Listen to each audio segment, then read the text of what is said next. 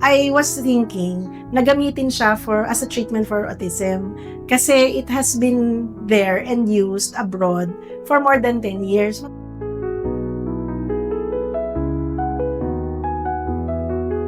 Hi, I'm Dr. Sharon Mendoza. I've been in practice as an obstetrician gynecologist for more than 24 years. And I have 3 healthy big boys.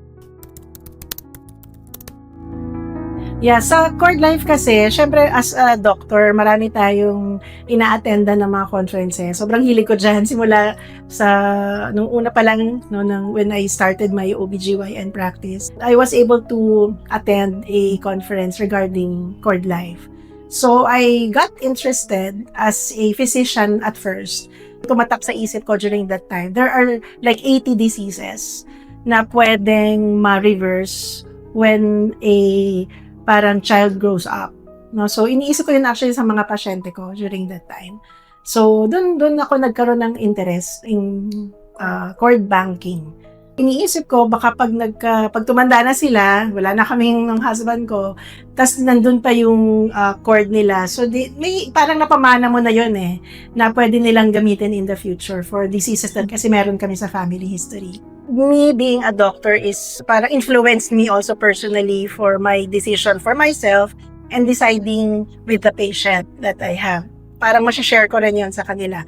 Plus, since OB-GYN ako, so kami na yung nagpapaanak, and then araw-araw nakikita mo yung cord and cord blood na somehow parang it goes into waste, di ba? You just cut it and throw it away. In other countries nga, there are parang buildings na lahat ng placenta and cord, they keep it. So, that's my wish in the Philippines also.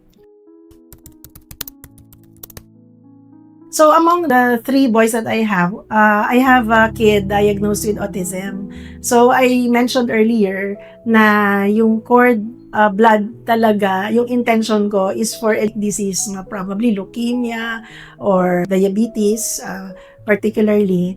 Ngayon, since I'm already old, I was thinking na gamitin siya as a treatment for autism kasi it has been there and used abroad for more than 10 years. Matagal na ako actually interested and parang naisip ko pa nga to go to Belgium and be part of the experimental thing. Naisip ko din na sayang naman because I have my own son's cord blood. So why not do an autologous treatment? Early on, mahirap kasi walang center na parang available pa Pero ang maganda ngayon kasi may mga access na tayo dito. It may be experimental in the Philippines pa rin, pero sa ibang bansa, they have been using it for a while and we see results. So that's the parang trigger point for me to try to use it with my son. So nagamit ko siya. Both of my 2 boys had their cord blood banked with Cord Life. My son's undergoing other therapies kasi aside from that. So, syempre, maybe maraming mga moms with autism knows this journey of so many therapies. So, stem cell is one additional. So, we're still observing. When I talk to the people of Cord Life, I was given the chance and options na meron na palang available here in the Philippines. So that's very good news for me kasi hindi ko na kailangang lumabas.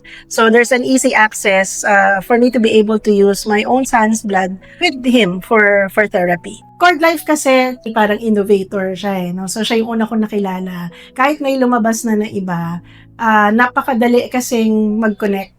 It's not every day that we use it or parang advise sa patient na gumamit. But pag biglang meron, tas kailangan talaga, daling tumawag and madaling mag-approach, they call you back and sometimes nandyan pa nga sila present. So easy access, tapos madaling kausap. So kung nagdadalawang isip sila, go for it. Kasi very important na nakabank yan. Sabi ko kanina, before when I started, there were only like 80 diseases na pwedeng ma-treat. So, dumadami pa as the researches go on. So, I think it's a very good investment for your kids and for the whole family.